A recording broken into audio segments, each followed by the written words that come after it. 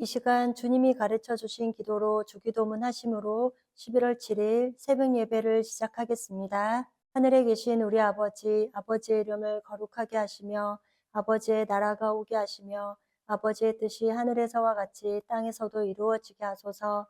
오늘 우리에게 이러한 양식을 주시고 우리가 우리에게 잘못한 사람을 용서하여 준 것 같이 우리 죄를 용서하여 주시고 우리를 시험에 빠지지 않게 하시고 악에서 구하소서. 나라와 권능과 영광이 영원히 아버지의 것입니다. 아멘. 다 함께 찬송가 251장을 찬송하시겠습니다.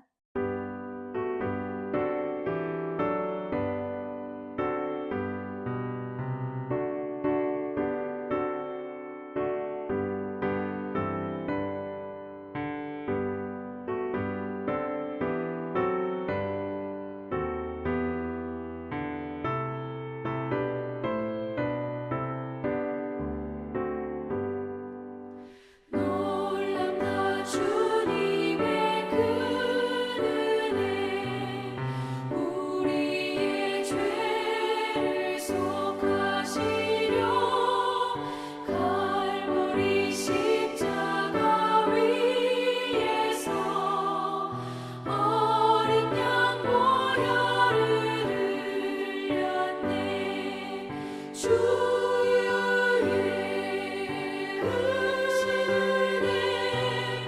우리의 죄를 다 씻었네. 주의 크신 은혜 우리의 죄를 다 씻었네. 죄악은 성난 파도같이 우리 영혼을 위협하나 헤아릴 수 없는 주 은혜 십자가에서 보이셨네.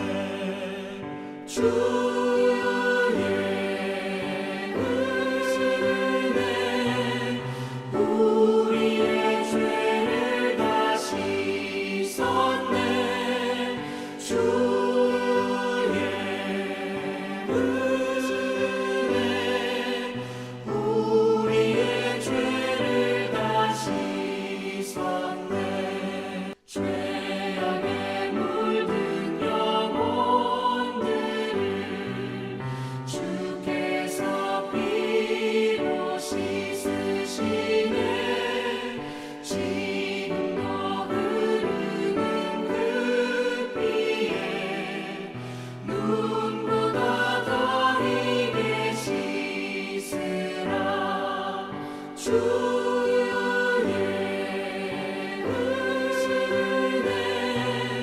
우리의 죄를 다 씻었네. 주의 은혜 우리의 죄를 다 씻었네. 피할 수 없는 그 은혜를 믿는 자에게 거저주네. 형제여 주 앞에 나와서 터진 제발 보고 받으라. 주의 은혜 우리의 죄를 다 씻었네. 주의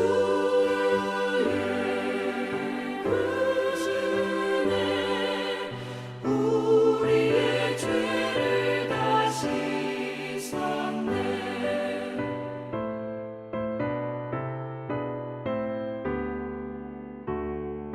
오늘 우리 공동체의 말씀 묵상 본문은 사무엘하 19장 1절에서 14절까지입니다. 그중 1절에서 6절까지 봉독하고 말씀을 나누도록 하겠습니다. 어떤 사람이 요압에게 아뢰되 왕이 압살롬을 위하여 울며 슬퍼하시나이다 하니 왕이 그 아들을 위하여 슬퍼한다 함이 그날의 백성들에게 들림에 그날의 승리가 모든 백성에게 슬픔이 된지라. 그날의 백성들이 싸움에 쫓겨 부끄러워 도망한 같이 가만히 성읍으로 들어가니라. 왕이 그의 얼굴을 가리고 큰 소리로 부르되 내 아들 압살롬아 압살롬아 내 아들아 내 아들아 하니 요압이 집에 들어가서 왕께 말씀드리되 왕께서 오늘 왕의 생명과 왕의 자녀의 생명과 처척과 비빈들의 생명을 구원한 모든 부하들의 얼굴을 부끄럽게 하시니 이는 왕께서 미워하는 자는 사랑하시며 사랑하는 자는 미워하시고 오늘 지휘관들과 부하들을 멸시하심을 나타내심이라. 오늘 내가 깨달았으니 만일 압살롬이 살고 오늘 우리가 다 죽었다며 왕이 마땅히 여기실 뻔하였나이다. 아멘. 오늘은 우리 코너스톤 형제 자매님들과 사무엘하 19장 1절에서 14절까지의 말씀을 함께 나누고자 합니다. 우리가 예수님을 만나기 전에는 자기 열심으로 살아갑니다. 그러나 예수님을 영접한 사람은, 즉 물과 성령으로 거듭난 사람은 은혜로 사는 것이라고 고백하게 됩니다. 바세바 사건 이전에 다윗은 골리앗을 때려잡는 믿음의 용기도 보여주었고 자신을 죽이려고 하는 사울을 2번이나 죽일 수 있는 기회가 있었지만 국률함으로 놓아주는 모습을 보여주었습니다. 어떻게 보면 신앙의 모범적인 모습을 보여줍니다. 그런데 그동안은 어쩌면 자기 열심이 있었다고 말할 수 있습니다. 그런데 바세바 사건 이후에는 상한 심령으로 자신이 죄인이었다는 것을 고백합니다. 이것은 결국 자신은 하나님의 은혜가 아니면 존재할 수 없다는 것을 깨닫고 고백하는 것입니다. 시편 51편 17절에 다윗은 하나님께서 구하시는 제사는 상한 심령이라 하나님이여 상하고 통회하는 마음을 주께서 멸시하지 아니하시리라 라고 합니다. 이것은 나는 하나님의 은혜가 아니면 아무것도 아닙니다 라는 고백입니다. 이런 고백을 하는 다윗은 결국 압살롬에게 쫓겨 도망을 가는 다윗이지만 하나님의 은혜가 있다면 다시 왕으로 돌아올 것이고 그렇지 않고 하나님이 나를 버리신다 하더라도 그것이 하나님이 보시기에 선한 것이면 나는 버림을 받아도 마땅하다고 고백하는 다윗이 되었습니다. 우리는 하나님께 기쁨이 되기를 원하지 하나님께 버림을 받고자 하는 사람은 아무도 없을 것입니다. 그런데 다윗은 내가 버림을 받아도 그것이 하나님의 선하심이라면 마땅하다라고 생각했습니다. 그리고 지금 살아있는 것도 은혜로 살아있는 것임을 안 것입니다. 하나님은 우리가 무엇을 해서 기뻐하는 것이 아닙니다. 하나님은 우리가 하나님의 자녀된 그 자체로 기뻐하십니다. 그런데 우리는 무엇을 해서 그리고 무엇을 해야만 기뻐하실 거라 생각합니다. 그것은 신앙이 아니고 나의 열심일 뿐입니다. 오늘 말씀에 먼저 1절에서 3절까지를 보면 1절에 어떤 사람이 요압에게 이르되 왕이 압살롬을 위하여 울며 슬퍼하시나이다 하니 2절에 왕이 그 아들을 위하여 슬퍼한다 하니 그날의 백성들에게 들림에 그날의 승리가 모든 백성에게 슬픔이 된지라 3절에 그날의 백성들이 싸움에 쫓겨 부끄러워 도망한 같이 가만히 성읍으로 돌아가니라 라고 합니다. 다윗은 자신의 왕권에 전혀 관심이 없었던 것입니다. 오직 다윗의 관심은 아버지의 사랑 압살롬에게만 있었습니다. 또한 다윗에게는 전쟁에서 승리가 중요한 것이 아니고 아들이 더 중요한 것입니다. 사람들이 원하는 것은 승리이지만 아버지가 원하는 것은 아들이었습니다. 그래서 압살롬과 전쟁을 앞두고 다윗은 사무엘하 18장 5절에 왕이 요압과 아비새와 이때에게 명령하여 이르되 나를 위하여 젊은 압살롬을 너그러이 대우하라 하니 왕이 압살롬을 위하여 모든 군지관에게 명령할 때에 백성들이 다 들으니라 라고 합니다. 이 모든 것이 자신의 책임이기에 압살롬을 죽이지 말라고 했던 것입니다. 그래서 젊은 압살롬, 즉 아무것도 모르는 철부지 압살롬이라는 말을 한 것입니다. 그래서 그를 너그럽게 대우해달라고 했습니다. 그러나 사무엘하 18장 33절에 왕의 마음이 심히 아파 문 위층으로 올라가서 오니라. 그가 올라갈 때 말하기를 내 아들 압살롬아 내 아들 압살롬아 차라리 내가 너를 대신하여 죽었더라면 압살롬 내 아들아 하였더라 라고 합니다. 이렇게 다윗 왕은 승리와 상관없이 슬퍼하는 모습에 백성들은 기뻐하지 못하고 있습니다. 그래서 전쟁을 치른 사람들이 슬그머니 조용하게 들어올 수밖에 없었던 것입니다. 그리고 승리가 슬픔이 되었다라고 말씀합니다. 이것이 압살롬이 일으킨 반란의 결과였습니다. 반란은 수습이 되었지만 마냥 기뻐할 수 없는 것입니다.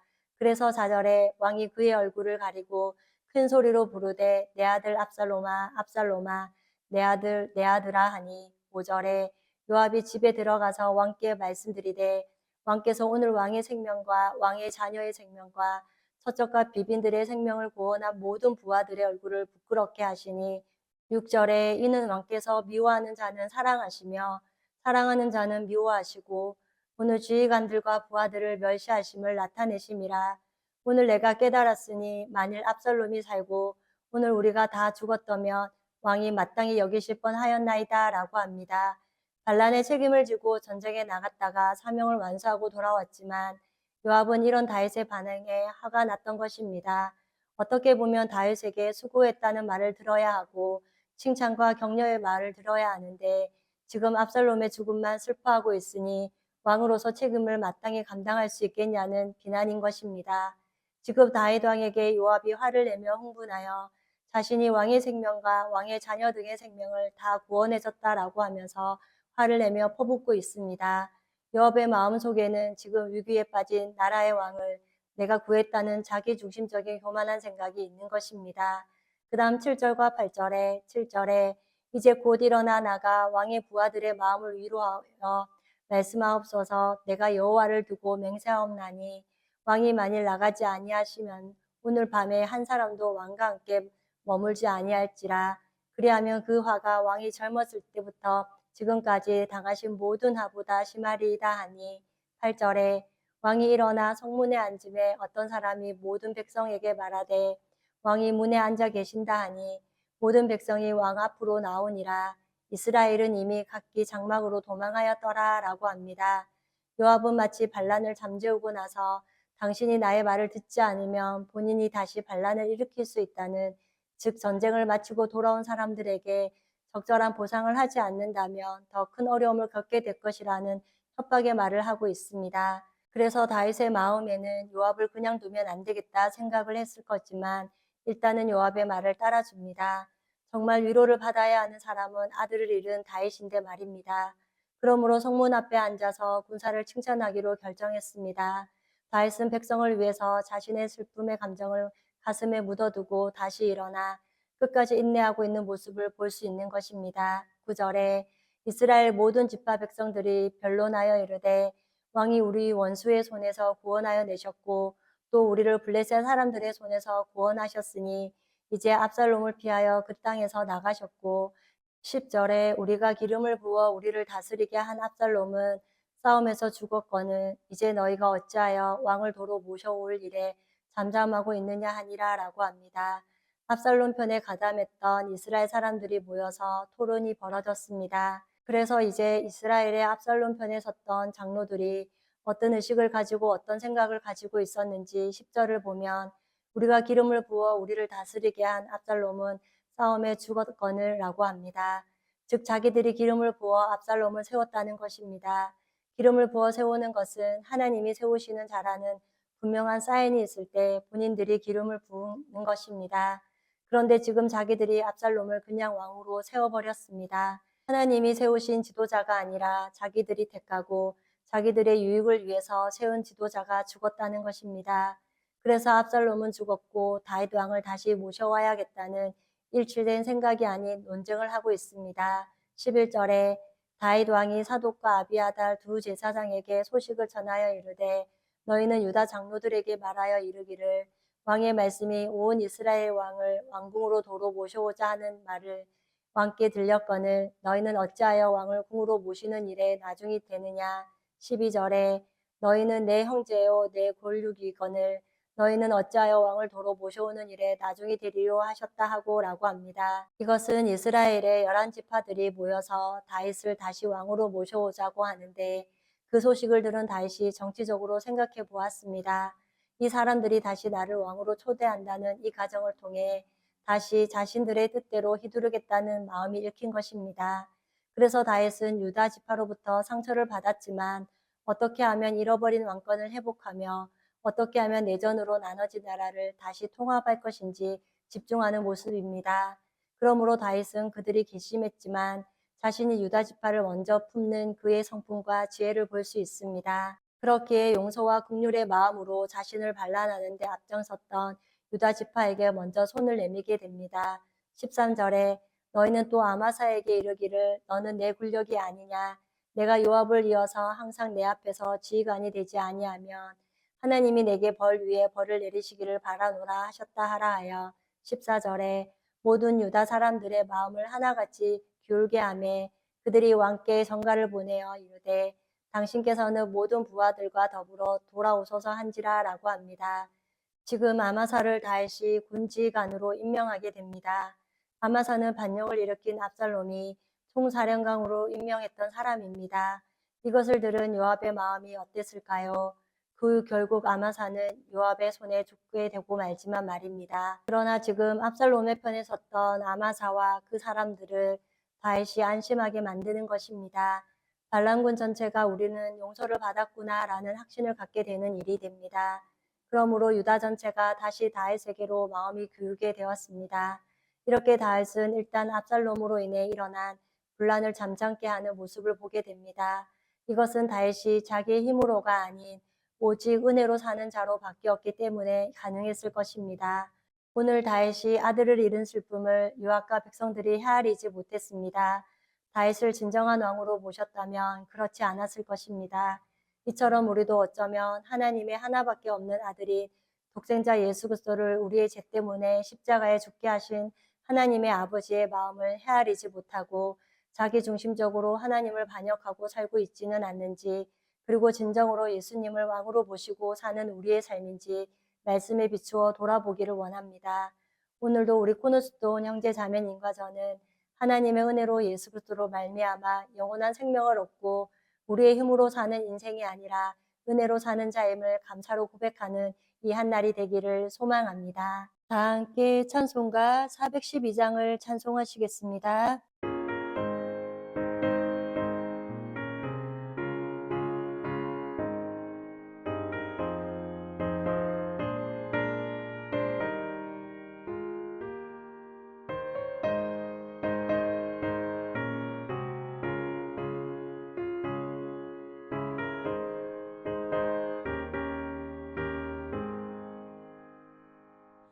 내 영혼의 그 기기